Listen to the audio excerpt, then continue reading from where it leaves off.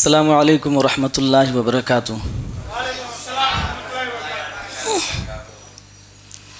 ان الحمد للہ نحمده ونستعینه ونستغفره ونعوذ باللہ من شرور انفسنا ومن سیئات اعمالنا من يهده الله فلا مضل له ومن يضلل فلا هادي له واشهد ان لا اله الا الله وحده لا شريك له واشهد ان محمدا عبده ورسوله یا ایھا الذین آمنوا اتقوا اللہ حق تقاته ولا تموتن الا وانتم مسلمون یا ایھا الناس اتقوا ربکم الذی خلقکم من نفس واحدہ وخلق منها زوجها وبث منهما رجالا كثيرا ونساء واتقوا الله الذي تساءلون به والارحام ان الله كان عليكم رقيبا یا ایھا الذین آمنوا اتقوا اللہ وقولوا قولا سدیدا یصلح لکم اعمالکم ویغفر لکم ذنوبکم ومن یطع اللہ ورسولہ فقد فاز فوزا عظیما اما بعد فاعوذ باللہ من الشیطان الرجیم بسم اللہ الرحمن الرحیم ان اللہ لا یغیر ما بقوم حتی یغیروا ما بانفسہم۔ ہر قسم کی تعریف، کبریائی و بڑائی اس اللہ رب العالمین کے لیے ہے جو سارے جہانوں کا پروردگار ہے۔ ہر وقت اللہ کی تعریف اس لیے بھی چاہیے کہ آج ہم لوگ موجود ہیں اس دنیا میں تو اللہ کی مہربانی سے،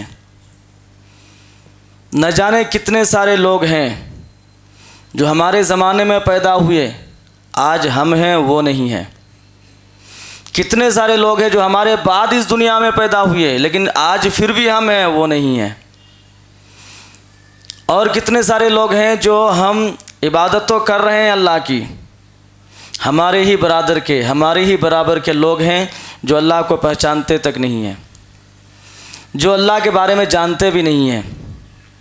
اسی لیے ہمارے لیے ضروری ہے کہ کوئی بھی مسئلہ ہو، کوئی بھی پوزیشن آ جائے، کچھ بھی آ جائے، کچھ بھی سچویشن، ہم صرف اللہ کی تعریف کریں گے کہ اللہ نے اب تک ہمیں ایمان کی حالت میں رکھا ہے، اب تک ہمیں عبادت کرنے کی توفیق دے رہا ہے۔ بعدہ درود و سلام نازل ہو محمد الرسول اللہ صلی اللہ علیہ وسلم پر، جن کو اللہ رب العالمین نے رحمت للعالمین سید المرسلین بنا کر اس دنیا میں خاتم النبیین کا لقب دے کر بھیجا، تاکہ ہم جیسے لوگ اس نبی کی اطاعت کر کے، اس نبی کے طریقے پر چل کر دنیا و آخرت کی کامیابی حاصل کریں۔ آج جو یورپ کامیابی کے ہر ایک سیڑھی پر قدم رکھ کے اوپر اٹھ رہا ہے، اس کی وجہ یہی ہے کہ جو عرب کے لوگ اللہ کے رسول کے طریقے پر چل کر قدم بالکل افق پر چلے گئے تھے، آج یورپین لوگ اسی صحابہ کے، اسی تابعین، تبع تابعین کے نقش قدم پر چل رہے ہیں، جبکہ صرف وہ یہ تھا کہ اللہ کے رسول صلی اللہ علیہ وسلم کے صحابہ، تابعین، تبع تابعین، یہ سارے لوگ اللہ کی عبادت کرنے کے ساتھ ساتھ وہ دنیا کے سارے مقاصد کو حل کرتے گئے۔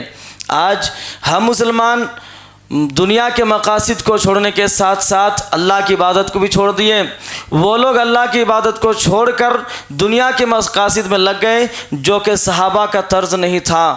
وہ صحابہ کے صرف ایک پہلو کو پکڑا، صرف ایک طرف کو دیکھا تو وہ اتنے قدم آگے بڑھا لیے، اتنے اوپر اٹھ رہے ہیں کہ جو اللہ کے رسول صلی اللہ علیہ وسلم کے بارے میں کہا گیا تھا کہ اللہ کے رسول ان لوگوں کے دلوں میں رعب ڈال دیے ہیں، جو اللہ کے رسول نے بھی کہا تھا کہ ایک مہینہ دور بھی اگر کوئی کافر، کوئی یہودی، کوئی عیسائی رہے گا تو اس کے دل میں ڈر پیدا ہو جائے گا آپ کا، اللہ کے رسول کا ڈر۔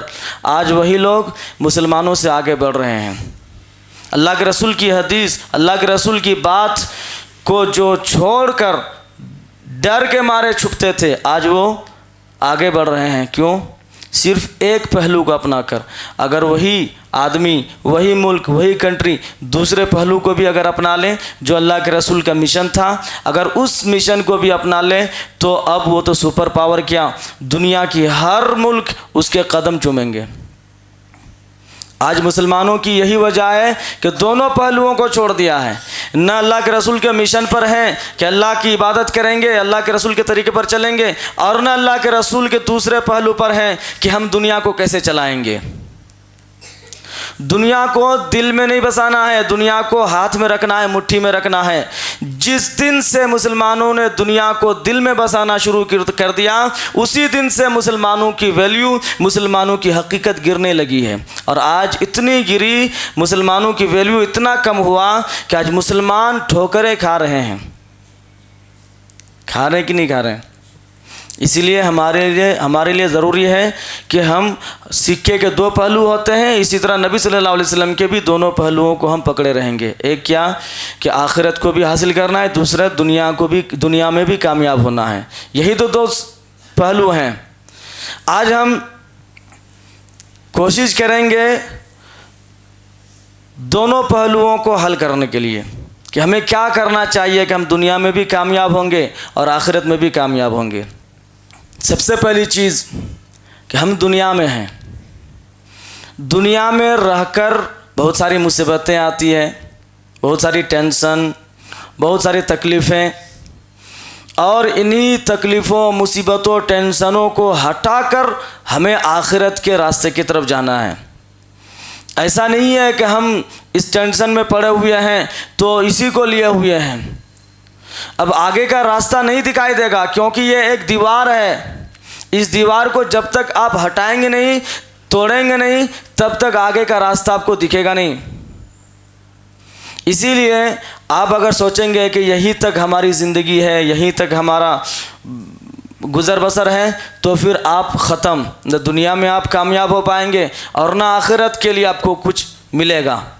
اسی لیے کچھ بھی ہو، اللہ کے رسول صلی اللہ علیہ وسلم نے صحیح مسلم کی حدیث ہے، ایک گھر بنایا، چوکور جیسا بنایا، اس کے اندر سے پھر ایک لکیر کھینچی جو نیچے کے لکیر سے اوپر کی لکیر سے بھی آگے بڑھا دیے، اور اس گھیرے کے اندر اس لکیر میں 2-4 اور لکیر بنا دیے ہیں، اور بتایا یہ جو 4 کونا بنائے ہیں یہ ہے ایک انسان کی زندگی، یہ ایک انسان کی زندگی ہے، اسی میں اس کو 60 سال رہنا ہے یا پھر اسی میں اس کو 50 سال کی زندگی ملے گی، جتنا بھی ہو یہی ہے اس کی ایک زندگی۔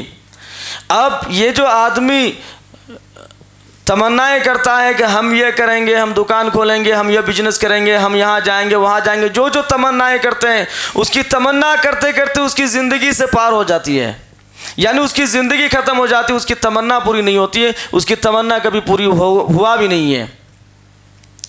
لیکن پھر جو ایسے دونوں طرف لکیریں کھینچی جو مچھلی کے کانٹے کی طرح، اس میں اللہ کے رسول نے فرمایا یہ ایک مصیبت ہے، یہ ایک تکلیف ہے، یہ بیماری ہے، یہ ہے وہ ہے، یہ سب کو آدمی ایک ایک طرف سے پورا کرتے کرتے زندگی گزر جائے گی، لیکن وہ اپنی ساری تمنائیں پوری نہیں کر سکتی۔ اب اگر ہم ساری تمنائیں پوری نہیں کر سکتے ہیں تو پھر ہماری زندگی کس مقصد کی جی رہے ہیں، ہم کس مقصد کی جی رہے ہیں؟ اسی لیے تو اللہ کے رسول صلی اللہ علیہ وسلم کو فرمایا، کہلوایا بھی اللہ نے، قل ان صلاتی و نسکی و محیای و مماتی للہ رب العالمین۔ اے نبی آپ دنیا کے سارے لوگوں سے کہہ دو، صرف مسلمان سے نہیں، سارے لوگوں سے کہہ دو کہ میری نماز، میری قربانی، میرا جینا، میرا مرنا سب اللہ رب العالمین کے لیے ہے۔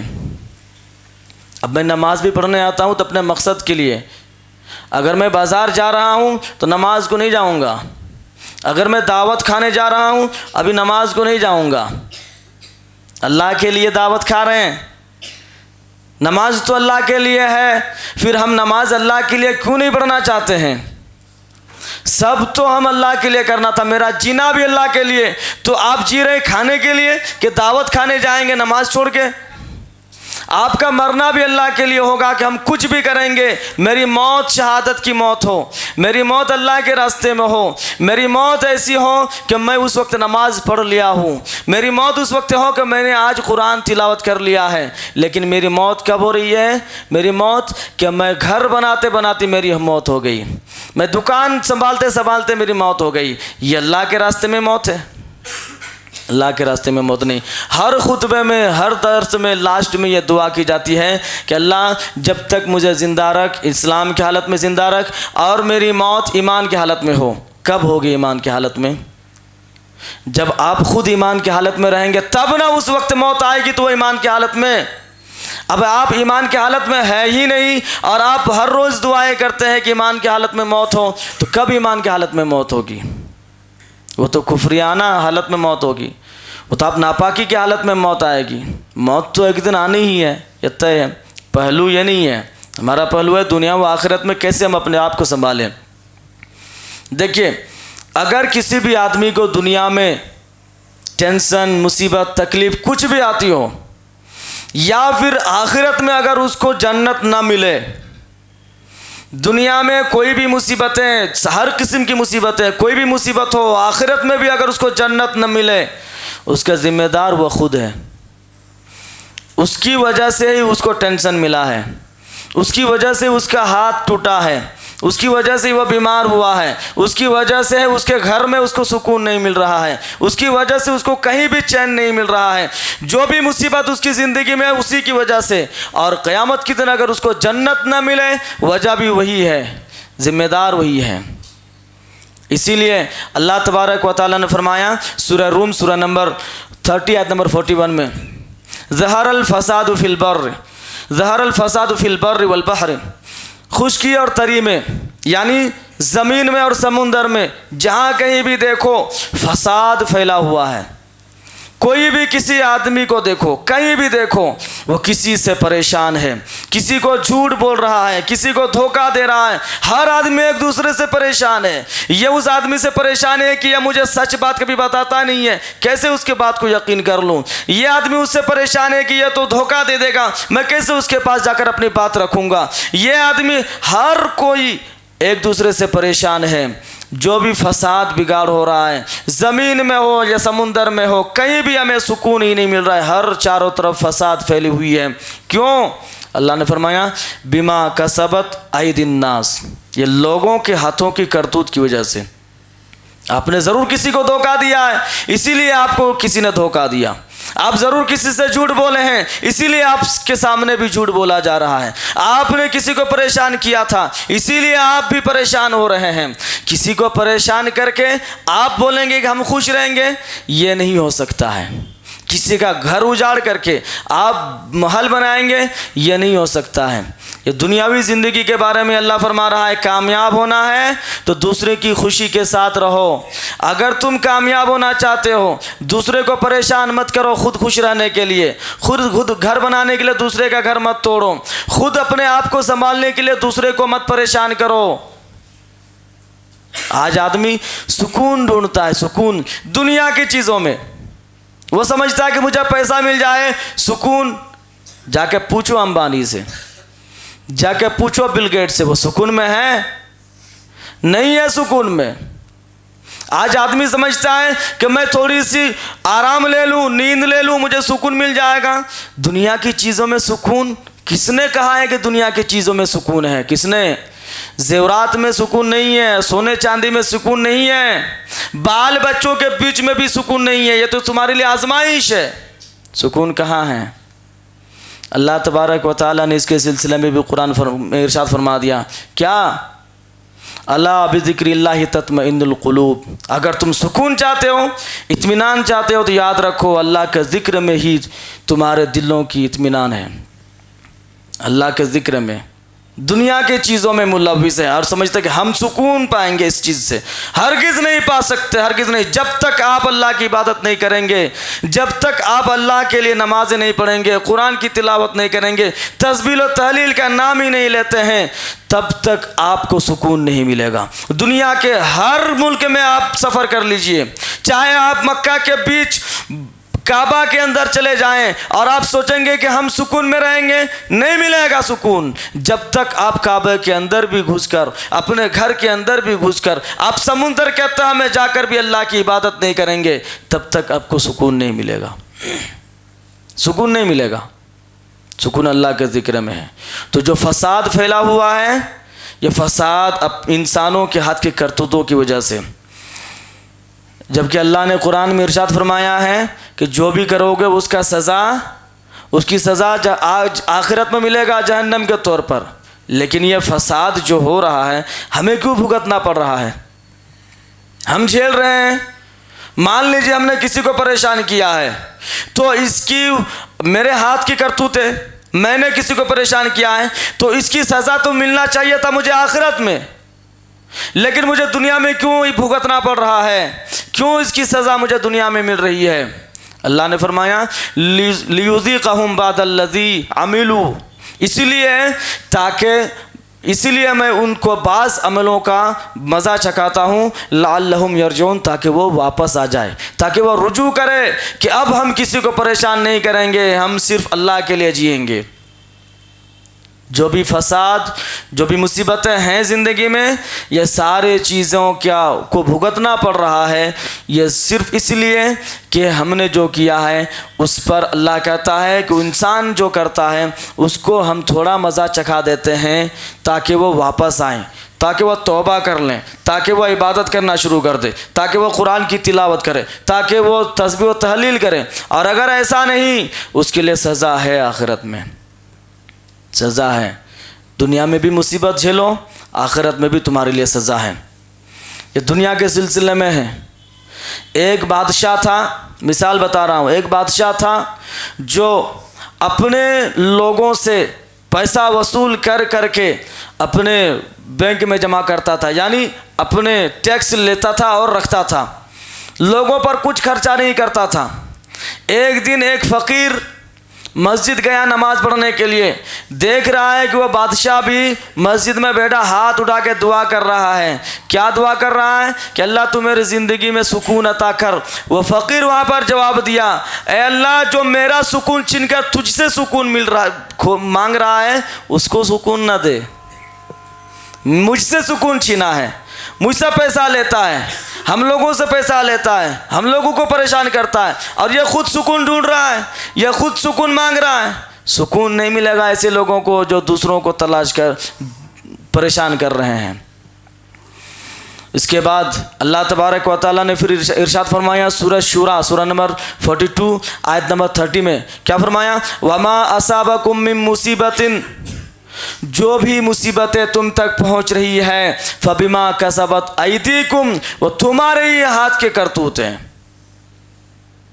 یہ تو اللہ نے فرمایا کہ زمین میں اور سمندروں میں، یعنی دنیا میں جو بھی بگاڑ، جو بھی فساد دیکھ رہے ہو، یہ لوگوں کے کرتوت کی وجہ سے، اور جو تمہیں مصیبتیں پہنچ رہی ہے، جو تمہیں جو تمہیں بگاڑ رہا ہے، یہ صرف تمہارے ہی ہاتھ کے کرتوت ہیں۔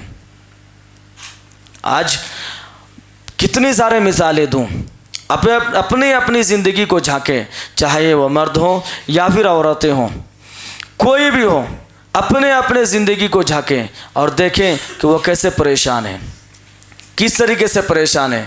ایک آدمی اپنی زندگی ڈھونڈ رہا ہے حرام کھا کر، اپنے زندگی کو کامیاب کرنا چاہتا ہے حرام کھا کر، جبکہ یہ اس کے لیے مصیبت ہے۔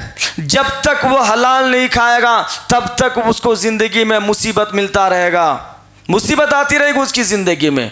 حرام کمائی سے کبھی بھی اس کی زندگی سے مصیبت نہیں ہٹ سکتی ہے، کسی بھی طریقے کی کمائی ہو۔ اور دوسرے کو مار کر خود آرام سے رہ سکتے ہیں۔ ایک آدمی ہوتا ہے جو دوسرے کو مارتا پھرتا رہتا ہے، اسی آدمی کو اسی لیول کے آدمی مار دیتا ہے، نہیں مارتا ہے۔ ایک آدمی گنڈا گردی کرتا ہے، دوسروں کو مارتا ہے، جان سے مرڈر کر دیتا ہے، یہی سب کچھ کرتا ہے، پھر اسی زمانے میں ایک ایسا بھی آدمی ابھرتا ہے جو اس کو ہی مرڈر کر دیتا ہے۔ کیا ہوا؟ دوسرے کو مارو گے تمہیں یوں ہی چھوڑ دیا جائے گا۔ فرعون جو دنیا کے 4 بادشاہوں میں سے ایک بادشاہ تھے، جو پوری دنیا میں وہ اکیلا بادشاہ تھا انسانوں کا، 4 بادشاہوں میں سے 2 مسلمان تھے، 2 کافر تھے۔ تو فرعون یہ اپنی مرضی چلاتا تھا، اس کو جو اچھا لگتا تھا وہی کرتا تھا، جو اچھا نہیں لگتا تھا وہ ہٹا دیتا تھا۔ اس نے جب خواب دیکھا کہ میرے محلے میں، میرے علاقے میں ایک بچہ پیدا ہوگا جو مجھے ختم کرے گا، جو مجھے مارے گا، اس نے کیا کیا؟ اس نے کیا کہ اس بستی میں جتنے بھی بچے پیدا ہوں گے، جتنے بھی لڑکے پیدا ہوں گے، سب کو ختم کر دو۔ کتنے بچے پیدا ہوئے تھے، کتنے لڑکوں کو مارے تھے۔ جب اس کی نوبت آئی، اس کو زندہ رہنے نہیں دیا گیا۔ مارا گیا کیسے؟ ایک تو سمندر میں ڈوب رہا تھا، اوپر سے وہ کہہ رہا تھا کہ اب میں ایمان لا رہا ہوں۔ کون کہہ رہا ہے؟ جو کہتا تھا انا ربکم الاعلی، میں تمہارے بھی رب سے بھی بڑا رب ہوں۔ یہ فرعون کہتا تھا انا ربکم الاعلی، میں تمہارے بھی رب سے بڑا رب ہوں، تمہارے سب سے بڑے اعلیٰ رب ہوں، یہ فرعون کہتا تھا جب وہ سمندر میں ڈوبنے لگا۔ ایک تو ڈوب کر مرنے کی حالت، اور دوسرے جب وہ ایمان لا رہا تھا موسیٰ علیہ السلام پر، ہارون علیہ السلام پر اور اللہ پر، تب جبرائیل آ کر کہہ رہا الآن، ابھی دنیا گزر گئی، تمہاری عمر گزر گئی، ابھی ایمان لا رہے ہو۔ سمندر کے نیچے سے مٹی اٹھا کر اس کے منہ میں ایسا تھوپا، نہ وہ سانس لے پا رہا تھا نہ وہ کچھ بول پا رہا تھا، ویسے ہی ڈوب کے مرا۔ اس کو دنیا کی ہر ایک چیز یاد آ رہی تھی کہ میں نے کیا کیا کیا تھا اور کیا کیا کروایا تھا، وہ سب اس کے ذہن میں گھوم رہا تھا، اور اس حالت میں وہ مرا۔ اس کو یاد آ گیا کہ اسی چیز کا بدلہ ہے مجھے جو آج مل رہا ہے۔ اب بھی ذرا سوچیں، اگر کوئی آدمی آج بیمار ہے، بیمار کسی بھی طریقے کے بیمار، اس کو اپنے فلیش بیک میں جانا ہوگا کہ کیا وجہ ہے جو مجھے یہ بیماری آئی ہے۔ ذرا سوچیے، ہر بیماری میں کچھ تو ریزن ہے۔ اگر آج آدمی بلڈ پریشر میں بھگت رہا ہے، شوگر پیشنٹ ہے، وہ اگر غور کرے گا تو وہ سمجھے گا کہ زندگی بھر میں میٹھا کھاتے جا رہا تھا، میں ہر چیز سے زیادہ میں میٹھا پسند کرتا تھا، اس لیے اس کو بلڈ پریشر تھا۔ اللہ کے رسول کو بھی میٹھا پسند تھا، لیکن اللہ کے رسول حد سے زیادہ میٹھا نہیں کھاتے تھے۔ اور آج لوگوں کی حالت دیکھو، میٹھا کھا رہے ہیں۔ یہ دنیا میں جو مصیبتیں ہیں نا وہ بیماری کی، یہ بما کسبت ایدیکم، تمہارے ہاتھ کی کرتوت ہے۔ جو مرڈر ہو رہے ہیں نا، تمہارے ہاتھ کی کرتوت ہے۔ کبھی نہ کبھی تم نے بھی کسی کی جان لی، جس کی جان لینا نہیں تھا اس کی جان لی۔ ضروری نہیں ہے کہ انسان کا ہی جان لیا ہو، ایسی بھی چیزوں کی جان لیا آپ نے جو اللہ نے حرام کر رکھا تھا، ایسے جان لے کر آپ نے خود کے جان کو حلال کیا کہ کوئی تمہارا بھی جان لے۔ اسی لیے اللہ تبارک و تعالیٰ نے اس کے بعد فرمایا وَيَعْفُو عَنْ كَثِيرٍ، اس کے باوجود میں بہت ساری چیزوں کو معاف کر دیتے ہیں، بہت ساری چیزوں کو، بندے ہو اسی لیے۔ دنیا میں انسان اشرف المخلوقات ہے، اشرف المخلوقات یعنی اگر آپ غور کریں آدم علیہ السلام کی پیدائش سے اور ادھر، تو آپ کو سمجھ میں آئے گا کہ اللہ نے جتنے بھی مخلوق بنا کر رکھے ان میں سے سب سے لاسٹ میں آدم علیہ السلام کو ہی بنایا تھا، انسان کو ہی بنایا تھا۔ دنیا میں اللہ نے سب سے پہلے تو زمین و آسمان کو بنایا، آسمان کے تاروں کو، یہ سورج چاند بھی تاروں کے ہی گنتی میں آتے ہیں، مطلب مجموعی طور پر۔ پھر زمین کے درخت، چرند پرند سب کچھ بنا دیا، سب کچھ۔ اس کے بعد بھی اللہ نے دیکھا کہ ایسی کوئی مخلوق نہیں ہے جو میرے حکم کو فالو کر سکے۔ نہ جانور کے پاس وہ دماغ ہے، نہ پہاڑوں کے پاس وہ دل ہے، کچھ نہیں ہے، کچھ نہیں، کسی کے پاس نہیں ہے۔ اللہ نے پھر کہا فرشتوں سے وَإِذْ قَالَ رَبُّكَ لِلْمَلَائِكَةِ إِنِّي جَاعِلٌ فِي الْأَرْضِ خلیفہ، میں زمین میں ایک ایسا خلیفہ بنانے والا ہوں جو میری عبادت کرے۔ تو فرشتوں نے کیا کہا؟ ہم تو آپ کی تسبیح تحلیل کرتے ہیں، کیوں ایسی مخلوق بنانا چاہتے ہیں، کیوں ایسا خلیفہ بنانا چاہتے ہیں جو فساد کرے گا، خون بہائے گا؟ اللہ کہتا ہے میں جو جانتا ہوں وہ تم نہیں جانتے ہو۔ پھر اللہ نے بنایا آدم علیہ السلام کو، آدم علیہ السلام کو وہ علم دیا کہ دنیا کے کسی بھی مخلوق کے پاس وہ علم نہیں تھا۔ جو فرشتوں کو اللہ کہہ رہا تھا کہ یہ کرو وہ کرو، کعبہ بناؤ، یہاں جاؤ وہاں جاؤ، جہنم بھی میں نے بنایا دیکھ کے آؤ جبرائیل، جنت بھی میں نے بنایا جبرائیل دیکھ کے آؤ، سب کچھ فرشتوں کو بتا رہا تھا اللہ تبارک و تعالیٰ، سب کچھ کہ میں نے یہ کیا ہے، جاؤ یہ کرو۔ لیکن پھر بھی آدم علیہ السلام کو ایسا علم دیا تھا، ایسا علم دیا تھا کہ فرشتے بھی وہ نہیں جانتے تھے۔ بتائیے، انسان کو سب سے بعد پیدا کرنے کے بعد بھی انسانوں کے پاس وہ علم ہے جو کسی کے پاس بھی نہیں ہے، اور وہ بھی اللہ نے فرمایا وَمَا أُوتِيتُم مِّنَ الْعِلْمِ إِلَّا قَلِيلًا، تمہیں صرف تھوڑا سا علم دیا گیا ہے۔ تھوڑا سا علم دے کر اگر ہم نے ہوائی جہاز بنا لیا، تھوڑا سا علم لے کر اگر ہم نے راکٹ بنا لیا، تھوڑا سا علم دے کر اگر ہم اپنے دوسرے جگہ بیٹھ کر ہم اپنے ماں باپ سے ویڈیو کال میں لائیو بات کر سکتے ہیں، تو پھر جو دوسرے مخلوقات جس سے زیادہ ہمیں علم دیا گیا ہے وہ کس کام کے؟ وہ کس کام کے؟ جب وہ ظلم کرتے ہیں اس کو بھی سزا ملتی ہے، تو جب ہمیں اشرف المخلوقات بنایا گیا ہے، جب ہمیں سب سے اعلیٰ بنایا گیا ہے، تو ہمیں یوں ہی چھوڑ دیا جائے گا؟ نہیں ہو سکتا ہے ایسا۔ محترم سامعین، اللہ نے یہی حکم دیا ہے لوگوں کو، وَلَا تُفْسِدُوا فِي الْأَرْضِ بَعْدَ إِصْلَاحِهَا، زمین میں اصلاح کے بعد، سدھار آ جانے کے بعد فساد مت پھیلاؤ، بگاڑ مت پھیلاؤ۔ جو آج تم بیمار ہو یہ میں نے ایسے ہی نہیں دیے، تمہارے ہاتھ کی کرتوت کی وجہ سے۔ اگر تم ایسا نہیں کرتا تو وہ بیمار میں تم کو نہیں دیتا، وہ بیماری ہم تم کو نہیں دیتے۔ اگر کسی کو مرڈر نہیں کرتے تو تمہیں بھی ایسا نہیں کرتے کہ کوئی تمہیں مرڈر کرے۔ آج اگر تم اللہ کی عبادت کر لیتے، علم حاصل کر لیتے، تو تمہیں مزدوری نہیں کرنا پڑتا۔ آج اگر قرآن کی تلاوت کر لیتے، نماز صحیح طریقے سے پڑھ لیتے، تو تمہاری زندگی میں اونچا کر دیتا، میرے لیول اونچا کر دیتا۔ کتنے سارے لوگ ہیں جو بعد میں قرآن کی تلاوت کر کے اپنا پوزیشن اوپر اٹھایا ہے، بعد میں اپنی عبادتیں کرنا شروع کیا اللہ کے لیے، وہ اپنا بعد میں اپنا پوزیشن اونچا کر لیا۔ کتنے سارے لوگ ہیں، ذرا سوچیں۔ آپ نیوز دیکھیے، اب دنیا کے لوگوں کے بارے میں سنیے، پتہ چلے گا۔ آپ کے ہی انڈیا میں بہت سارے لوگ ہیں، کتنے عیسائی مسلمان ہو رہے ہیں جانتے ہیں آپ؟ ایک عیسائی جو پادری تھا امریکن کا، یہی 2024 میں مسلمان ہوا ہے۔ سنے تھے کہ نہیں سنے تھے اس کے بارے میں؟ وہ ابھی عمرہ کر کے بھی آ گیا ہے، عبد الرحمن اپنا نام رکھا ہے اس نے۔ وہ پادری مسلمان ہوا ہے، کیوں؟ کیونکہ اس نے قرآن پڑھا۔ قرآن پڑھنے کے بعد ہی اس کو معلوم ہوا کہ یہ قرآن ہی سچی کتاب ہے۔ عیسیٰ علیہ السلام کے بارے میں جو کچھ بھی اس نے جان رکھا تھا قرآن میں وہ نہیں ہے، قرآن میں تو بالکل ہی الگ ہے، بالکل ہی الگ۔ اسی لیے محترم سامعین، القرآن ہدایت للناس، قرآن ہدایت ہے لوگوں کے لیے، لوگوں کے لیے ہدایت ہے، جانوروں کے لیے نہیں، گھروں کے لیے نہیں کہ آپ اس کو اٹھا کر گھر میں رکھ دیجئے۔ گھر میں کون پڑھے گا جو آپ اٹھا کر رکھ دیے ہیں؟ آپ کے ہی تو پڑھنے کے لیے ہیں۔ اگر آپ نہیں پڑھیں گے تو اور کون پڑھے گا؟ پڑھنا آتا ہے کسی کو؟ یہاں جو ایک نیا پروگرام شروع ہونے جا رہا ہے، جس میں مجھے بھی واٹس ایپ میں ملا کے رجسٹریشن کرنے والے ہیں بچے سب۔ کتنے بچوں نے، کتنے لوگوں نے رجسٹریشن کیا ہے؟ نیاز بھائی کتنے بچے رجسٹریشن کیے ہیں؟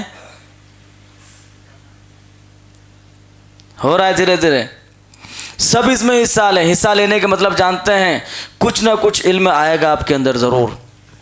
صرف بچے ہی نہیں، بڑے بھی ساتھ رہیں۔ ساتھ رہنے سے کیا ہوتا ہے؟ یہ ایک اصلاحی پروگرام ہے۔ اصلاحی پروگرام جس طریقے سے اجتماع ہوتا ہے، اصلاحی اجتماع، اس میں کیا ہوتا ہے کہ زندگی میں ہمارے لیے جو مصیبتیں ہیں، ہمارے لیے جو تکلیفیں ہیں، اس کو کیسے ہٹانا ہے۔ اسی طرح یہ جو پروگرام رکھا گیا ہے، اس میں یہ ہے کہ ہم کیسے جہالت سے دور رہیں، ہم کیسے یہ جاہل لوگوں سے بچ کر رہیں، ہم ایسا نہ ہو کہ جاہل بن کر رہ جائیں۔ اس چیز کی اصلاح ہے۔ دنیا و آخرت کی کامیابی اسی میں ہے۔ اس کے بعد اللہ تبارک و تعالیٰ نے ارشاد فرمایا کیا؟ آج جو لوگ سمجھتے ہیں کہ ایک وقت آئے گا جو ہم نماز پڑھیں گے، وقت آئے گا تو ہم قرآن پڑھیں گے، وقت آئے گا تو ہم یہ کریں گے وہ کریں گے، ایسے بولنے والے کتنے لوگ ہیں جو قبرستان چلے گئے ہیں۔ وہ سمجھ رہا تھا کہ آئندہ جمعہ سے میں نماز پڑھنا شروع کروں گا، اور وہ وقت آیا ہی نہیں، وہ مر گیا۔ مرا کہ نہیں مرا؟ کتنے سارے لوگ تھے وہ سمجھ رہے تھے کہ رمضان سے میں قرآن پڑھنا شروع کروں گا، اور رمضان آنے سے پہلے ہی وہ مر گیا۔ کتنے سارے لوگ تھے جو سمجھ رہے تھے کہ ہم رمضان سے نماز شروع کریں گے، رمضان میں نماز پڑھیں گے اور کبھی نماز نہیں چھوڑیں گے، رمضان آیا ہی نہیں اور وہ گزر گیا۔ کیا ہوا؟ اللہ چھوڑ دے گا اس کو؟ رمضان کا انتظار کر رہا تھا، تمہیں جو زندگی دی اس کا کیا؟ کیوں نہیں زندگی گزاری؟ صحیح بخاری کے حدیث ہے، اللہ کے رسول صلی اللہ علیہ وسلم نے فرمایا یکبر ابن آدم و یکبر ما حسنان، جس طریقے سے ابن آدم کی عمر بڑھتی جاتی ہے ویسے اس کے اندر دو چیزیں بھی بڑھتی ہے۔ فرمایا حب المال و طول العمر، مال و دولت کی محبت اور لمبی زندگی۔ لمبی زندگی جو آپ چاہ رہے ہیں، اسی وجہ سے آپ نماز نہیں پڑھ رہے ہیں کہ میری زندگی لمبی ہے، ابھی بعد میں نماز پڑھیں گے، ابھی زندگی لمبی ہے، ابھی بعد میں قرآن پڑھیں گے۔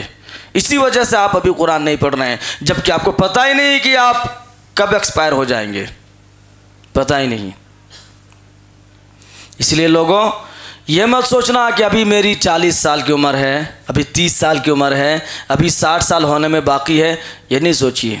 اللہ نے ڈیٹ فکس کر دیا ہر ایک کے ساتھ کہ یہ اتنا ہی دن تک دنیا میں رہے گا۔ ہو سکتا ہے کہ میں آج ہوں ابھی آپ لوگوں کے سامنے، جمعہ تک نہ رہوں، میں دعویٰ کر سکتا ہوں کہ نہیں میں جمعہ کے تک رہوں گا، میں دعویٰ کر سکتا ہوں کہ میں یہاں سے گھر جا پاؤں گا، یہ گارنٹی کوئی دے سکتا ہے؟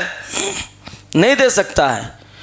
تو پھر آپ اپنے اوپر یہ گارنٹی کیوں لے لیتے ہیں کہ ہاں ہم رمضان سے نماز پڑھیں گے؟ کس نے گارنٹی دی آپ کو کہ آپ رمضان تک زندہ رہیں گے؟ کس نے گارنٹی دیا آپ کو کہ آپ گھر بنائیں گے اس کے بعد آپ نماز پڑھیں گے تو گھر بنانے تک آپ زندہ رہیں گے؟ ایک سچا واقعہ ہے، اپنے آنکھ سے میں دیکھا ہوں، اپنے کان سے بھی میں نے سنا ہوں۔ ایک آدمی گھر بنایا، عالیشان گھر بنایا، بالکل پورا ہو چکا تھا، ٹائلز بھی بچھ گیا تھا، اے سیاں بھی لگا لیے تھے، سب کچھ ہو گیا تھا، کروڑوں روپیہ خرچہ کر کے اس نے گھر بنایا۔ بنانے کے بعد اس نے کہا کہ مجھے یہ گھر پسند نہیں ہے، پسند نہیں، اس نے توڑ دیا، گھر توڑوا دیا، کروڑوں روپیہ خرچہ کرنے کے بعد گھر توڑوا دیا، بنیاد ہی اکھاڑ دیا۔ پھر اس نے اپنا انجینئر منگایا، دوسرے ڈیزائن کا گھر بنایا، گھر اس میں بھی کروڑوں روپیہ مکمل ہوا، صرف گھر مکمل ہونے کے 2 مہینے ہی بعد وہ مر گیا۔ کیا ہوا اس گھر کا؟ کون رہے گا اس گھر میں جو اتنی مضبوط سے ایک گھر پسند نہیں آیا اس کو توڑا، وہیں پر دوسرا گھر بنایا، مضبوطی سے ایک دم محل تیار کیا؟ اب کون رہے گا اس گھر میں؟ اب اس کے جو اولاد تھے وہ تو اس گھر کو توڑ دیں گے کہ ہم دونوں میں بٹوارا ہو جائے گا، ہمارے بھائیوں میں بٹوارا ہو جائے گا، توڑو اس گھر کو۔ پھر لاکھوں روپیہ کا حساب کون دے گا؟ کروڑوں روپیہ کا حساب کون دے گا؟ اللہ کے سامنے جو کھڑے ہو گئے 5 سوال پوچھیں گے، ان میں سے ایک یہ کہ تم نے جو دولت کما کے رکھا تھا یہ کہاں سے کمایا اور کہاں خرچہ کیا؟ اگر کوئی آدمی سوچے گا کہ میں گھر بناؤں گا تو نیکی ملے گی، نیکی نہیں ملے گی۔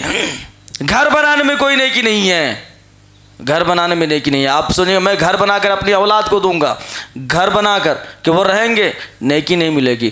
ابن عباس رضی اللہ عنہ کہتے ہیں میں نے اپنا گھر بنایا رہنے کے لیے، ابن عمر رضی اللہ عنہ، میں نے گھر بنایا اپنے رہنے کے لیے، دنیا کے کسی بھی مخلوق سے میں نے مدد نہیں لی، نہ کسی جانور کی مدد لی کہ کہیں سے مٹی اینٹ اور سیمنٹ لے کے آؤں، نہ کسی آدمی کی مدد لیا، میں خود مٹی لاتا تھا، اینٹ بناتا تھا، اس میں گھر بنایا۔ ابن عمر رضی اللہ عنہ کہتے ہیں میں خود بنایا، کسی کی مدد نہیں لی، کیونکہ گھر بنانے میں کوئی نیکی ہی نہیں ہے کہ کسی کو بلاؤں تو اس کو بھی نیکی ملے، نہیں ہے۔ اسی لیے اللہ کہتا ہے ان اللہ لا یغیر ما بقوم حتی یغیر ما بانفسہم، اللہ تعالیٰ اس آدمی کو، اس قوم کو تب تک نہیں بدلتا جب تک وہ قوم، وہ آدمی خود بدلنے کی کوشش نہیں کرے گا۔ جب تک آپ کوشش نہیں کریں گے، اگر آپ قرآن پڑھنے کی کوشش نہیں کریں گے، قرآن پڑھ ہی نہیں سکتے ہیں، زندگی گزر جائے گی، آپ سوچیں گے کہ میں رمضان سے پڑھوں گا، نہیں ہو پائے گا، آپ نے تو کوشش ہی نہیں کی۔ آپ سوچیں گے کہ ہم نماز پڑھیں گے، نماز پڑھنے کو آپ کو موقع ہی نہیں ملے گا کیونکہ آپ نے کوشش ہی نہیں کیا ہے۔ دنیا میں آدمی جس فیلڈ میں بھی ہے وہ جتنی کوشش کرتا ہے وہ اتنا اس کو منافع ملتا ہے، اتنا فائدہ ملتا ہے۔ آپ کیوں قرآن کے لیے کوشش نہیں کرتے؟ ایک ایک حرف پہ 10 نہیں کیا۔ اللہ کے رسول نے فرمایا الماہر بالقرآن مع السفرۃ الکرام البررہ، قرآن کے ماہر یعنی قرآن اچھے سے پڑھنے والے وہ बुजुर्ग फरिश्तों के साथ रहेंगे, और जो अटक अटक कर पढ़ेंगे, वो पढ़ रहा है लेकिन अटक रहा है, सही से पढ़ नहीं पा रहा है, उसको डबल नेकी। अगर एक हर्फ पर 10 नेकी, अटक अटक करने पर एक हर्फ में डबल नेकी यानी 20 नेकियां मिलेंगी। कुरान में कितने हर्फ हैं? एक बार भी अगर अटक अटक कर ज़िंदगी में आपने कुरान ख़त्म कर लिया एक बार, तो कितनी नेकियां मिलेंगी आपको? समझ रहे हैं? आप समझ रहे हैं कि हम 100 मार्क लाएंगे तो इस साल अच्छे से पढ़ाई करनी होगी, तब हम 10th में 99 और 100 मार्क लेके आएंगे। पढ़ते कि नहीं पढ़ते हैं? आप ये नहीं सोचते हैं कि आखिरत में भी हमें परसेंटेज मिले, आखिरत में भी हमें मार्क मिले? आप बदलने की कोशिश नहीं करते हैं, आप ये नहीं कोशिश करते हैं कि हमें जन्नत मिले, आपको जन्नत नहीं मिलेगी। आप ये कोशिश नहीं करते कि हमारी ज़िंदगी सुधरे, आपकी ज़िंदगी नहीं सुधरने वाली। दुनिया के अक्सर लोग ये नहीं सोचते हैं कि हम अपनी ज़िंदगी सुधारेंगे। अपनी ज़िंदगी नहीं, वो सिर्फ अपने बच्चों की ज़िंदगी सुधारने में लगे हुए हैं, जबकि अल्लाह ने कहा यह आजमाइश है तुम्हारे लिए, ये औलाद तुम्हारी दुश्मन है, दुश्मन। आज तुम उसके लिए मेहनत करोगे, कल तुम्हारे घर से तुमको ही निकाल देगा, तुम्हारे घर को वो तोड़ेंगे। कल जो गाड़ियां खरीद के रखे हैं ना, यही गाड़ी तुम्हारी औलाद बेच देगी। तुम अपने औलाद के लिए कर रहे हो, यही औलाद क़यामत के दिन भी तुमसे भागेंगे कि यह कहीं मुझसे नेकियां ना मांग ले, जबकि उसके पास हो या ना हो। औलाद के लिए अपने आप को बदलो, अपने आप को बदलो। बदलने से ही दुनिया बदलेगी। अगर आप समझते हैं कि हम कुछ नहीं करेंगे, लोग हैं वो करेंगे, आपका कुछ नहीं होने वाला, लोगों का हो जाएगा, आपका काम नहीं बनेगा, आपकी दुनिया नहीं बदलेगी, आपको जन्नत नहीं मिलेगा। जो तैयार शुदा क्या हुआ है कि जो कोशिश नहीं करेगा उसके लिए जहन्नम तो जहन्नम। अल्लाह के रसूल सल्लल्लाहु अलैहि वसल्लम ने अबू जहल, अबू लहब, इन सारे लोगों को कहा था कि एक बार ला इलाहा इल्लल्लाह कहो, तुम अरब व अजम के बादशाह बन जाओगे। उन लोगों ने कहा अरब व अजम के बादशाह, वो भी ला इलाहा इल्लल्लाह कहने से? उन लोगों ने नहीं कहा। क्यों नहीं कहा? क्योंकि जानता था कि हम अगर ला इलाहा इल्लल्लाह कह देंगे तो बादशाह होने की दूर की बात है, हम तो ग़ुलाम बन जाएंगे अल्लाह के, कि अब अल्लाह जो कहेगा हमें वो करना पड़ेगा। अब ये मोहम्मद सल्लल्लाहु अलैहि वसल्लम जो कहेंगे हमें वो करना पड़ेगा। ये तो कुरान और हदीस की बात है कि जो करना पड़ेगा, वो जो बोलेंगे वो हमें ही करना है। लेकिन जो अल्लाह के रसूल ने वादा दिया था कि एक बार ला इलाहा इल्लल्लाह पढ़ो, अरब व अजम के बादशाह हो जाओगे, बादशाह थे कि नहीं थे?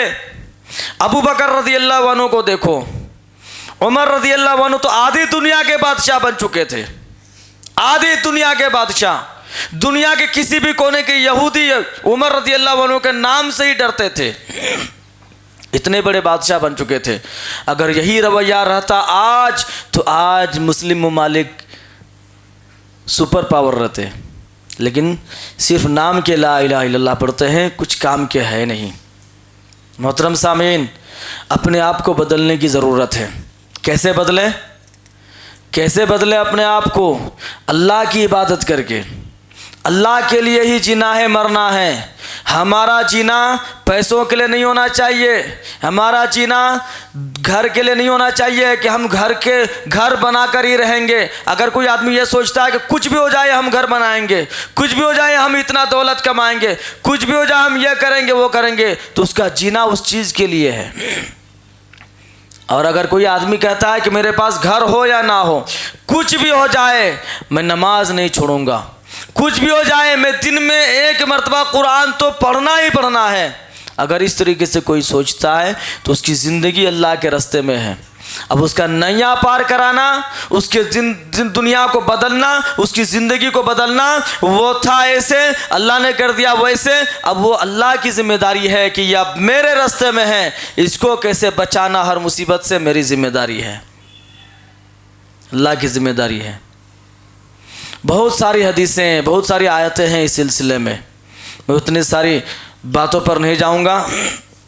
एक हदीस है जो अल्लाह के रसूल सल्लल्लाहु अलैहि वसल्लम ने सुनन तिरमिज़ी में اس حدیث کو نقل کیا ہے عن ابی بکر صدیق رضی اللہ عنہ قال سمعت رسول اللہ صلی اللہ علیہ وسلم یقول ان الناس اذا رأى الظالم، جب کوئی بھی آدمی ظالم کو دیکھتا ہے، ظالم گنہگار، کیا کہا تھا لقمان علیہ السلام نے اپنے بیٹے سے، یا بنی لا تشرک باللہ ان الشرک لظلم عظیم، اے بیٹے تم شرک نہیں کرنا کیونکہ شرک بہت بڑا ظلم ہے۔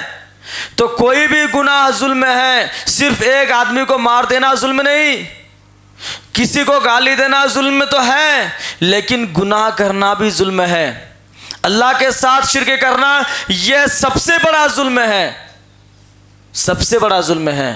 تو ظلم اگر ظالم اگر کوئی دیکھتا ہے ظالم کو کہ یہ گناہ کرنے والا ہے، یہ تھپڑ مارنے والا ہے، اس نے کبھی کسی کو تھپڑ مارا تھا، اس نے کبھی کسی کو جھوٹ بولا تھا، اس نے کبھی نماز چھوڑا تھا، اس نے کبھی ایسا کیا تھا، اس نے کبھی ویسا کیا تھا، اگر ایسے لوگوں کو دیکھے فلم یاخذ علی یدیہ، اور اگر وہ اس کو نہیں روکتا ہے گناہ سے، ظلم سے، اس ظالم کو اگر نہیں روکتا ہے تو اوشک ان یعمہم اللہ بعقاب منہ، تو اللہ تبارک و تعالی عام عذاب بھیج دیتا ہے لوگوں کے اوپر، عام عذاب۔ عام عذاب کا مطلب جانتے ہیں؟ جتنے بھی انبیاء گزرے ہیں نوح علیہ السلام سے لے کر عیسیٰ علیہ السلام تک، سارے انبیاءوں کے امتیوں کا حال آپ پڑھیے قرآن و حدیث میں۔ سمود، کیا ہوا سمودیوں کو؟ جب اس نے اپنے نبی یعنی صالح علیہ السلام کی بات نہیں مانی، کون صالح علیہ السلام؟ جس کے امتیوں نے کہا تھا کہ آپ اگر نبی ہیں تو ہمارے لیے کوئی معجزہ دکھا، تو صالح علیہ السلام نے کیا دکھایا؟ اللہ کی طرف سے ایک معجزہ، ایک اونٹنی نکلی، اور اونٹنی پتھر کی چٹان، پہاڑوں کی چٹان سے نکلی، اور اسی وقت اس کا ایک بچہ بھی پیدا ہوا۔ صالح علیہ السلام نے لوگوں سے کہا تھا کہ یہ اونٹنی سے تم جو بھی فائدہ لینا چاہو لو، لیکن بری نظر سے اس اونٹنی کو مت دیکھو، اور بری نظر سے، برے ارادے سے اس اونٹنی پر ہاتھ بھی نہ لگاؤ۔ لیکن انہوں نے کیا تھا؟ ان کے کونچے کاٹ دیے، یعنی گھٹنے ہی کاٹ دیے، اور بری طریقے سے اونٹنی کو مار دیا۔ صالح علیہ السلام نے کہا تھا کہ ذرا انتظار کرو، انتظار کرو کہ تمہارے اوپر عذاب آئے گا۔ کیا عذاب آیا تھا ان لوگوں پر؟ ان لوگوں پر عذاب آیا تھا کہ صالح علیہ السلام کے قوموں پر عذاب آیا تھا کہ وہ لوگوں پر کڑی دھوپ آنے لگی، کڑی دھوپ، بہت ہی زیادہ دھوپ آنے لگی۔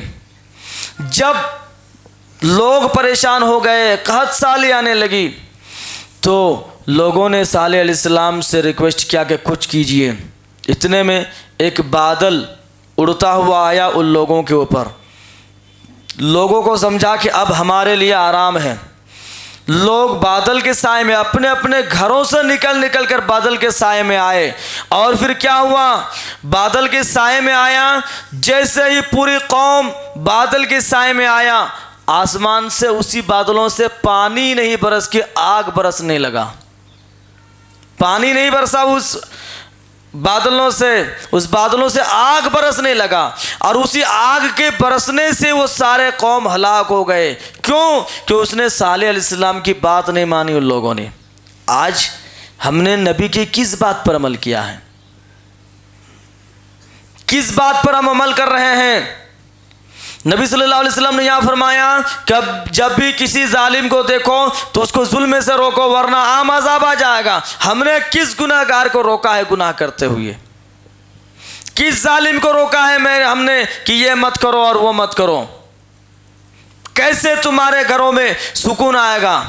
کیسے چین آئے گا؟ کسی گٹکا کھینی تمباکو کھانے والے کو آپ نے روکا کہ یہ مت کھاؤ؟ کسی بے پردے میں چلنے والی عورت کو، لڑکی کو آپ نے کبھی ٹوکا کہ ایسے بے پردہ گھر سے مت نکلو؟ کبھی آپ نے بے نمازی کو کبھی کہا کہ نماز پڑھ لو، بے نمازی مت رہو؟ کبھی کہا آپ نے؟ کسی بھی ظالم کو اگر آپ دیکھو، کسی بھی گناہ گار کو اگر آپ دیکھو، اور اگر آپ نہیں روکتے ہیں تو ایک عام عذاب کا انتظار کیجئے کہ اب وہ عذاب آنے والی ہے جو سارے کے ساروں کو ہلاک کر کے رکھ دے گا۔ اسی لیے کسی بھی ظالم کو دیکھو تو اس کو روکنے کی کوشش کرو، چاہے وہ گنہگار ہو یا پھر لوگوں کے اندر ظالم بنا ہوا ہو، لوگوں کو روکیے ظلم سے، گناہوں سے۔ کسی کو دیکھو کہ وہ سود کھا رہے ہیں تو اس کو روکو سود کھانے سے، ورنہ عام عذاب آ جائے گی۔ آپ کو معلوم ہے کہ یہ سود خور ہے، آپ کو معلوم کہ یہ حرام خور ہے، آپ کو معلوم ہے کہ یہ موبائل کے ذریعے سے یہ جوا کھیلتے ہیں اور پیسہ کماتے ہیں، آپ کو معلوم ہے کہ یہ گھر میں پڑا رہتا ہے، نماز نہیں پڑھتا ہے، آپ کو معلوم ہے کہ یہ اور کچھ کرتا ہے۔ اگر آپ نہیں روکتے ہیں تو پورے عام عذاب کا انتظار کر رہے ہیں۔ اسی لیے لوگوں، جب محمد الرسول اللہ صلی اللہ علیہ وسلم لوگوں کو ایمان کی دعوت دے رہے تھے، صحابہ تو ایمان لائے، جو کافر رہ گئے وہ ایمان نہیں لائے۔ ان لوگوں نے کہا کہ ہمیں کوئی نشانی دکھا۔ اللہ نے کہا کہ محمد صلی اللہ علیہ وسلم ان لوگوں سے کہہ دو کہ ہم نشانی تو دکھا دیں گے، لیکن اس نشانی کے دکھانے کے بعد تم لوگ زندہ نہیں رہو گے، تم لوگوں کو مرنا ہوگا۔ ان لوگوں نے کہا کہ ٹھیک ہے، کافروں نے کہا ٹھیک ہے، نشانی دیکھ لیں گے۔ اللہ کے رسول نے روک لیا، اللہ کے رسول نے روک لیا اللہ سے کہ اللہ یہ نشانی دیکھنے کے بعد اگر مر جائے تو ایمان کی توفیق کہاں ملے گی، اور اگر نشانی نہ دیکھے تو زندگی میں اگر وہ 5 ہی دن زندہ رہے یا پھر اور سال زندہ رہے، کم سے کم اس کی اولاد تو ایمان لائے گی، کم سے کم ان کی نیکسٹ نسلیں تو ایمان لائیں گی۔ اگر یہ ایمان نہیں لائیں گے اور اگر یہ نشانی دیکھ لے اور اس کو ختم کر دیا جائے تو پھر اس کی اولاد کہاں سے آئے گی، پھر ہمارے ایمان لانے والے کہاں سے آئیں گے۔ اسی لیے یہ مسجدوں میں جو اصلاحی پروگرام چلایا جا رہا ہے ہر ہفتے، اور یہ پھر 25-26 کی 26-27 میں ہے، 25 سے 28، اس میں یہی اصلاح کیا جائے گا کہ آپ لوگ جو سدھر چکے ہیں اپنی اولادوں کو بھی سدھاریں۔ کہیں ایسا نہ ہو کہ آپ کی اولادوں کو آپ دنیاوی پڑھائی پڑھا کر بھولا ہی دیں کہ مسجد کیا ہے اور جمعہ کیا ہے۔ مجھے تو افسوس ہو رہا ہے اس بات پر، جب میں یہاں تھا اس وقت میں نے ایک بچے سے پوچھا تھا کہ تم جمعہ میں کیوں نہیں آتے ہو نماز پڑھنے کے لیے؟ وہ کہہ رہا ہے کہ میں اسکول چلا جاتا ہوں۔ بولے جمعہ کے دن لیو لے لو، جمعہ کے دن آؤ نماز کے لیے۔ بول رہے ہیں کہ لیو نہیں دیتا، میرے ماں باپ نہیں چھوڑتے ہیں، ماں باپ نہیں چھوڑتے ہیں۔ دیکھیے ماں باپ، اللہ کے رسول صلی اللہ علیہ وسلم نے کیا فرمایا؟ جب بھی کوئی اولاد پیدا ہوتی ہے تو وہ فطرت اسلام پر، فطرت اسلام مطلب اللہ نے جو اسلام دھرم، جو اسلام مذہب جو دنیا میں دیا قرآن و حدیث کے ذریعے سے، اگر کسی آدمی کا پریشر اس کے اوپر نہ ہو، ماں باپ کا پریشر اور دوستوں کا پریشر، استاد کا پریشر، تو وہ بچہ بالکل ہی نہ کسی ہندو کی طرح رہے گا، نہ کسی یہودی عیسائی کافر کی طرح رہے گا، وہ ایک مسلمان کی طرح زندگی جیے گا۔ وہ سوچے گا ضرور کہ کوئی ہے پیدا کرنے والا، اور یہی ہو رہا تھا۔ ابراہیم علیہ السلام، جو اس کا باپ آزر تھا، وہ مورتی خود بناتا تھا، پوجتا تھا، لوگوں کو بیچتا تھا، لوگ بھی مورتی پوجا کرتے تھے، لیکن اس کے اوپر کوئی دباؤ نہیں تھا، کوئی دباؤ نہیں تھا۔ ابراہیم علیہ السلام کے زمان جب بچے تھے تو اس کے باپ نے کہا تھا کہ چلو میلہ گنگا نہائیں گے پھر پوجا کریں گے۔ ابراہیم علیہ السلام نے کہا نا سقیم، میں بیمار ہوں۔ اس کے باپ نے دباؤ نہیں ڈالا، پریشر نہیں ڈالا کہ چلنا ہی ہوگا، چھوڑ دیا اپنے بیٹے کو، چھوڑ دیا۔ یہ دباؤ نہیں تھا، اس وجہ سے ابراہیم علیہ السلام برابر سوچتے رہے کہ میرا رب کون ہے، میرا رب کون ہے۔ چاند کو دیکھا تو لگا کہ یہ میرا رب ہے، جب وہ چاند غائب ہو گیا تو بولا نہیں، میرا رب جب ایک بار دکھ جائے تو اب وہ غائب نہیں ہو سکتا ہے۔ سورج کو دیکھا تو اس نے کہا کہ یہ میرا رب ہے، ھذا اکبر، یہ بہت بڑا ہے، یہ میرا رب ہے۔ تو پھر سورج جب مغرب میں ڈوب گیا تو سورج سے بھی کہا کہ نہیں، میرا رب جب روشن کر دے گا تو اندھیرا نہیں ہو سکتا ہے۔ تب اس نے دعا کیا کہ اللہ تو ہی ہدایت دینے والا ہے، اگر تو مجھے ہدایت نہیں دے گا تو میں بھی ان گمراہ لوگوں میں سے، میں بھی ان گمراہ قوموں میں سے شامل ہو جاؤں گا۔ اس وقت ابراہیم علیہ السلام کو اللہ نے نبی بنایا۔ آج بھی اگر کوئی اللہ سے یہ دعا کرے، نبوت کے دروازہ بند ہو گیا ہے۔ آج بھی اگر کوئی اللہ سے یہ دعا کرے کہ اللہ میں زندگی بھر بھٹکتا رہا، آج تو مجھے ہدایت دے دے، انشاءاللہ، اور یہ اللہ کی قسم ہے کہ اس کو ہدایت ملے گی، ملے گی ہدایت۔ لیکن کوشش کرنی ہوگی۔ اسی طریقے سے ہمارے نبی صلی اللہ علیہ وسلم، ان کے دادا تھے اس کی پرورش کرنے والے، اور اس کے نبی صلی اللہ علیہ وسلم کی 40 سال تک، کیا اس کے بعد تک اس کی چچا اس کی پرورش کرتے رہے، لیکن محمد الرسول اللہ پر کبھی دباؤ نہیں ڈالا کہ کعبہ کے اندر اتنی مورتیاں ہیں چلو پوجا کرو۔ کسی نے دباؤ نہیں ڈالا، کسی نے زور زبردستی نہیں کیا، ہمارے نبی کو ایسے ہی چھوڑ دیا۔ لیکن جب ہمارے نبی کو احساس ہونے لگا کہ یہ سب غلط ہے، تو پھر اس نے نبی صلی اللہ علیہ وسلم غار حرا میں اکیلے جا کر رہ کر یہی سوچتے تھے کہ کون ہے میرا رب، صحیح راستہ کیا ہے۔ اسی وقت اللہ نے قرآن اتارا، اقرا، پڑھو گے تو پتہ چلے گا کہ صحیح کیا ہے اور غلط کیا ہے۔ آج ہم پڑھ ہی نہیں رہے ہیں، قرآن کو ایسے ہی چھوڑ دیے۔ اسی لیے ہمیں پتہ نہیں ہے کہ سود حلال ہے یا پھر یہ بزنس حلال ہے۔ بزنس کی طرح سود کو ہم حلال مان کر کھا ہی رہے ہیں۔ اسی لیے تو ہمیں پتہ ہی نہیں چل رہا ہے کہ ادھار دینا کیا ہے اور سود پر ادھار دینا کیا ہے، پڑھتے ہی نہیں ہیں۔ اللہ کے رسول صلی اللہ علیہ وسلم کو تو ایسے ہی ابراہیم علیہ السلام کی طرح نبی نہیں بنایا۔ اللہ کے رسول کو فرمایا اقرا، پڑھیے، اور کیا فرمایا؟ قلم کے ذریعے، اقرا بسم ربک الذی خلق، خلق الانسان من علق، اقرا وربک الاکرم الذی علم بالقلم۔ تمہارا رب وہ ہے جس نے علم دیا قلم کے ذریعے سے۔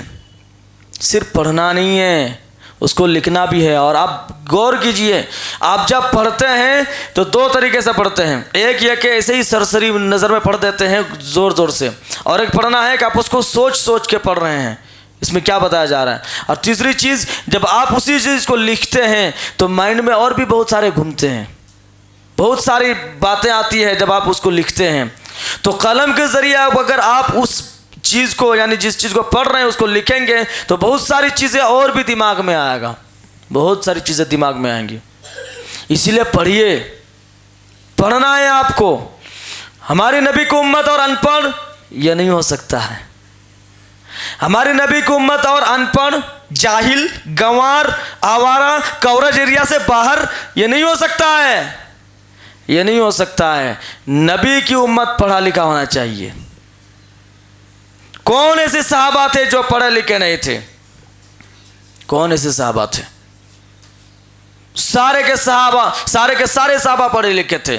ہمارے نبی صلی اللہ علیہ وسلم کے زمانے میں ہی ابو بکر رضی اللہ عنہ تھے، دونوں ساتھ ہی پڑھے ہوئے ہیں، لیکن پڑھے لکھے تھے کہ نہیں تھے؟ اللہ کے رسول کو پڑھنا نہیں آتا تھا۔ اللہ کے رسول کسی ٹیچر کے سامنے پڑھے نہیں، لیکن پڑھے کہ نہیں پڑھے جبرائیل علیہ السلام کے سامنے؟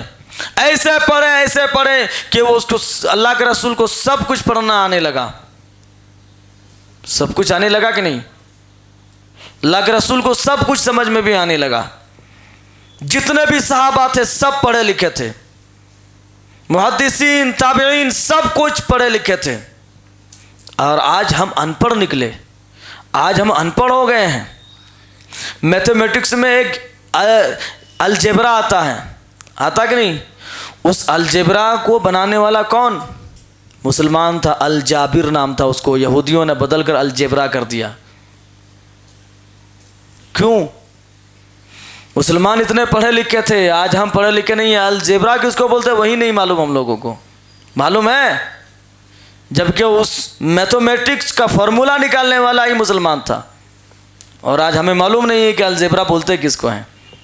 پڑھنا ہے سب کو، سب کو پڑھائی لکھائی کرنی ہے۔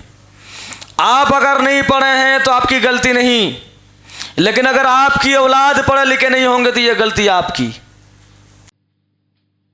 آپ کی اولاد اگر جاہل ہے تو یہ غلطی ہے آپ کی۔ آپ کی اولاد اگر بے نمازی ہے تو غلطی ہے آپ کی۔ اسی لیے اللہ تبارک و تعالی، اللہ کے رسول صلی اللہ علیہ وسلم نے فرمایا کلکم راعین و کلکم مسئول عن رعیتہ، تم میں سے ہر کوئی چرواہا ہے اور ہر سے اس کی چرواہی کے بارے میں پوچھا جائے گا۔ چرواہا مطلب ابھی تو کسی کے پاس 2 بکریاں 3 بکریاں 50 بکریاں ہیں، اللہ کے رسول کے زمانے میں 100 بکریاں 1000 بکریاں ایک آدمی کے پاس رہتا تھا، وہ چرا نہیں سکتا تھا، اس لیے چرواہا رکھتا تھا اس زمانے میں کہ یہ بکریوں کو چرواہا چرائے گا پھر لا کر رکھے گا۔ شام کے وقت اس بکریوں کا مالک اس سے پوچھتا تھا کہ کتنی بکریاں لے کر گیا تھا؟ 1000 بکریاں، 1000 بکریاں کیوں نہیں ہیں؟ 999 بکریاں یہاں پر کیوں ہیں؟ ایک بکری کہاں گئی؟ چوری ہو گئی، تم کیا کر رہے تھے وہاں؟ کیوں بکری چوری ہوئی؟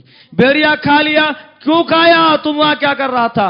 اسی طرح پوچھا جائے گا تم سے بھی کہ میں نے اولاد دی، 4 اولاد، ایک ہی نمازی بنا، دوسرا بے نمازی، کیا کر رہا تھا تم گھر میں جو تمہاری ایک اولاد بے نمازی بن گئی؟ تمہارے گھر میں نے 4 اولاد دی، 2 اولاد، 3 اولاد، جتنے بھی اولاد دی، میں نے قرآن بھی بھیجا تھا، کیوں نہیں پڑھا؟ تم کیا کر رہا تھا اس وقت؟ کیوں نہیں پڑھے قرآن تمہاری اولاد؟ کیوں نہیں پڑھے؟ جاہل کیوں ہے تمہاری اولاد؟ قرآن پڑھنا کیوں نہیں سیکھے تمہاری اولاد؟ تم کیا کر رہا تھا؟ کیا کر رہے تھے اس وقت؟ میں نے بکریاں دی چرانے کے لیے، ایک بکری کھا گیا بھیڑیا، تم کو پتا ہی نہیں؟ ایک بکری چوری ہو گئی، تم کو پتا ہی نہیں؟ اسی طرح اللہ پوچھے گا میں نے تمہیں اولاد دی، تمہاری ایک اولاد بے نمازی نکلا، تمہیں پتا ہی نہیں؟ ایک اولاد سگریٹ پیتا ہے، شراب پیتا ہے، کھینی گٹکا کرتا ہے، تم کو پتا ہی نہیں؟ ایک اولاد قرآن پڑھنا نہیں آتا، تم کو پتا ہی نہیں؟ کیا کر رہا تھا تم اس وقت؟ کلکم مسئول عن رعیتہ، ہر ایک سے پوچھا جائے گا، ہر ایک سے۔ اس لیے سوچو ہم کیا ہیں؟ دنیا کے لیے تو سب کچھ کر رہے ہیں، اللہ کے لیے کیا کر رہے ہیں؟ انہی ساری چیزوں میں دنیا کی کامیابی اور آخرت کی کامیابی ہے۔ اگر آپ انہی چیزوں میں پیچھے رہیں گے تو نہ دنیا آپ کے لیے بدلے گی، نہ آخرت آپ کے لیے بدلے گی۔ دنیا زندگی نام رکھ دیا کس نے؟ موت کا انتظار ہے دنیا، سمجھے کہ نہیں؟ زندگی نام رکھ دیا کس نے؟ موت کا انتظار ہے دنیا۔ یہ دنیا میں بول رہے ہیں ہم زندگی جی رہے ہیں، یہ زندگی کس نے نام رکھ دیا؟ یہ زندگی نہیں ہے، موت۔ دنیا تو موت کا انتظار کر رہی ہے۔ دنیا والے چاہتے ہیں کہ کب یہ مرے کہ اس کی جگہ، اس کی زمین میں لوں گا۔ تمہاری اولاد خود چاہے گی کہ جب بھی یہ مریں گے اسی دن ہم اس کی زمین کو ٹکڑے ٹکڑے کر کے بھاگ کر لیں گے، تقسیم کر لیں گے، اس کے گھر کو توڑیں گے، اس کی گاڑی کو بیچ دیں گے، جو کچھ بھی ہوگا ہم سب کچھ کر لیں گے۔ مرے گا تب نا، آپ کے موت کا انتظار کر رہی ہے، موت کا انتظار۔ دنیا والے موت کا انتظار کر رہے ہیں۔ اس لیے لوگوں یہ مت سمجھو کہ ہم دنیا میں جی رہے ہیں، جینا تو آخرت میں ہے، جنت میں انشاءاللہ۔ اس کے لیے کوشش کرنی ہے، اس کے لیے ہمیں یہاں کوشش کرنی ہے۔ زندگی جینا مطلب کبھی موت نہیں آنا، کبھی پریشان نہیں ہونا۔ کسی آدمی کو پوچھو زندگی کیسے گزر رہی ہے، بولے گا میں تو بیمار ہوں، کیا زندگی جی رہا ہوں۔ بولتے کہ نہیں بولتے؟ یہ زندگی ہے، ہر پل مصیبتیں آتی ہے، ہر پل بیماری آتی رہتی ہے، ہر پل یہ زندگی ہے۔ زندگی تو آخرت میں جنت میں جئیں گے ہم لوگ انشاءاللہ، کہ جہاں نہ بیماری ہے، نہ بڑھاپا ہے، نہ جوانی ختم، نہ کھانا پینا ختم، وہاں پر جو چاہیں گے کریں گے، جئیں گے، کچھ پرابلم نہیں۔ یہ زندگی نہیں ہے، یہ دارالعمل ہے۔ اللہ کے رسول صلی اللہ علیہ وسلم نے فرمایا الیوم عمل ولا حساب، آج عمل کا دن ہے، حساب کا دن نہیں ہے۔ تم سے کوئی بھی حساب نہیں مانگے گا، صرف عمل کرتے جاؤ، عمل کرتے جاؤ، کوئی بھی حساب نہیں لے گا کہ تم نماز کیوں نہیں پڑھ رہے ہو، تم قرآن کی تلاوت کیوں نہیں کر رہے ہو۔ ہم بھی تھوڑے حساب لینے آئے، ہم تو صرف بتانے آئے کہ آپ نماز پڑھیے، اب نماز پڑھیے، قرآن کی تلاوت کیجئے، حساب کوئی نہیں لے گا۔ اللہ کے رسول خود حساب نہیں لیتے تھے کسی صحابہ سے کہ تم نے آج نماز کیوں نہیں پڑھی۔ اللہ کے رسول صرف لوگوں کو بتاتے تھے کہ نماز پڑھو۔ والغد حساب ولا عمل، اگر آج عمل نہیں کیے تو کل یعنی قیامت کے دن حساب کا دن ہوگا، عمل کا دن نہیں ہوگا۔ اس وقت جب اللہ حساب لے گا تو دیکھو گے کہ میری ایک بھی نماز نہیں ہے، ریکویسٹ کرو گے، گڑ گڑاؤ گے کہ اللہ ایک موقع دیجئے نماز پڑھنے کے لیے۔ نہیں، آج ریزلٹ کا دن ہے، آج پڑھائی کر کے کوئی موقع، کوئی فائدہ نہیں۔ آج پڑھنے کے لیے تمہیں کتاب بھی نہیں دی جائے گی، یہیں رہو، یہیں، کہیں نہیں جانا ہے۔ ریزلٹ سنو، تمہارے لیے جنت یا جہنم کا فیصلہ دیا جا رہا ہے، یا سنو اور جاؤ، تمہیں جہاں جانا ہے، یعنی جہاں بھیجنا ہے وہیں جاؤ۔ تو آج عمل کا دن ہے، ہم کیا کر رہے ہیں یہ سوچ کر زندگی گزارو۔ اللہ تبارک و تعالیٰ سے دعا ہے کہ اللہ تو ہمیں قرآن و حدیث پر صحیح طریقے سے عمل کرنے کی توفیق دے۔ اللہ جب تک تو ہمیں زندہ رکھ، اسلام پر قائم رکھ اور ایمان کی حالت میں وفات دے۔ اللہ جہاں کہیں بھی ہم رہیں ہماری زندگی عزت کے ساتھ گزارنے کی توفیق دے۔ تو ہمیں شفا دے، ہر بیماریوں سے ہمیں بچائے رکھ، ہر مصیبت، تکلیف، پرابلم، ان ساری چیزوں سے ہمیں بچائے رکھ۔ اللہ جب تو ہمیں دنیا میں بھیجا ہی ہے تو ہمیں دنیا میں صحیح طریقے سے زندگی گزارنے کی توفیق دے۔ جب تک ہمیں دنیا میں رکھ، تیری عبادت کرتے ہوئے ہمیں رہنے کی توفیق دے۔ آخرت میں بھی عزت کے ساتھ زندگی آخرت میں بھی عزت کے ساتھ جنت نصیب عطا فرما، جہنم سے ہماری حفاظت فرما۔ آمین، اللہم آمین۔